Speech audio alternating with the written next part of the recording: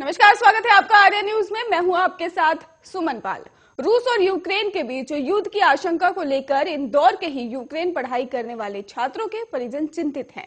ऐसे ही एक छात्र प्रणय राव ने भी अपने पिता अखिलेश राव और मां मीना राव के प्रधानमंत्री नरेंद्र मोदी से मदद की गुहार भी लगाई है। आपको बताते चले कि इंदौर जिले के ही काफी छात्रों ने यूक्रेन में पढ़ाई कर रहे हैं और शासकीय कॉलेज में ही प्रोफेसर अखिलेश राव के 22 साल के बेटे प्रणय यूक्रेन ने भी अपने, अब बता दें आपको कि टेर्नोपिक नेशनल मेडिकल यूनिवर्सिटी में ही पिछले 5 साल से ही पढ़ाई कर रहे हैं और रूस और यूक्रेन के बीच युद्ध की आशंकाओं को देखते हुए ही पढ़ने के पिता अखिलेश और मां मीना ने ही चिंता जताते हुए स्थानीय सांसद शंकर लालवानी से ही प्रधानमंत्री नरेंद्र मोदी और विदेश मंत्री एस जयशंकर से ही सभी छात्रों को वंदे भारत मिशन के तहत ही भारत को सुरक्षित लाने का आग्रह किया है। आपको बताते चले कि अखिलेश राव ने ही कहा है कि उनके बेटे पढ़ने से उनकी बात हुई है, वो क्लास भी अटेंड करने जाता है। वहां के हालात पढ़ने ने फिलहाल सामान्य बताए हैं,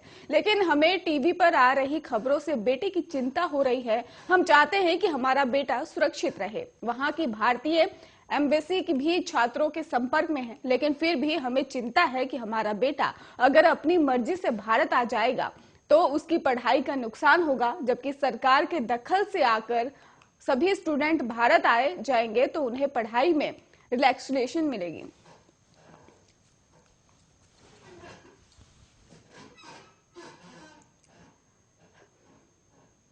हरियाणा सरकार को प्राइवेट सेक्टर में आरक्षण के मामले में ही सुप्रीम कोर्ट से राहत मिली है। स्थानीय लोगों के लिए 75% जो नौकरी है वो आरक्षित रखने के लिए कानून पर ही हाई कोर्ट की रोक को सुप्रीम कोर्ट ने हटा दिया है।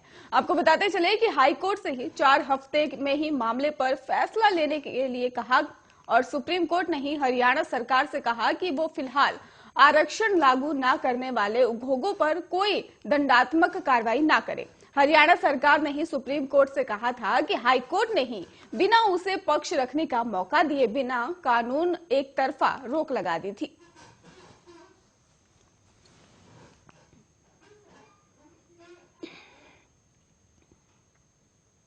वहीं केंद्रीय मंत्री अनुप्रिया पटेल ने ऊंचाहार विधानसभा में ही अपने प्रत्याशी अमरपाल मौर्य के पक्ष में एक बड़ी जनसभा को संबोधित किया। जनसभा में अनुप्रिया ने वहां के विकास को मुख्य बताते हुए अराजक तत्वों पर कार्रवाई की बात कही। उन्होंने कहा कि भ्रष्टाचार और विकास को मुद्दा बनाते हुए अमरपाल मौर्य के पक्ष में जन समर्थन की अपील की।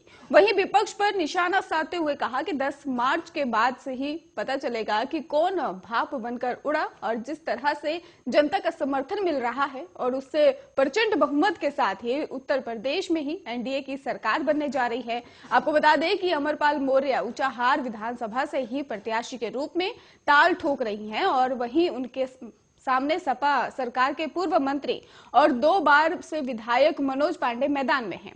इसको देखते हुए ही भाजपा शीर्ष नेताओं के बड़े चेहरे ऊंचाहार विधानसभा में ही उतर चुके हैं। रक्षा मंत्री राजनाथ सिंह के बाद अमरपाल मौर्य के समर्थन में केंद्रीय मंत्री अनुप्रिया पटेल ने भी जनसभा की और अमरपाल के लिए ही वोट मांगते हुए ऊंचाहार की जनता के साथ बदलाव की बात की। अनुप्रिया पटेल ने ऊंचाहार की जनता से कहा कि यहाँ विकास के लिए औद्योगिक षड्यंत्र स्थापित किए जाएंगे और इसके साथ ही किसानों, नौजवानों और महिलाओं के लिए रोजगार परक अवसर बनाए जाएंगे।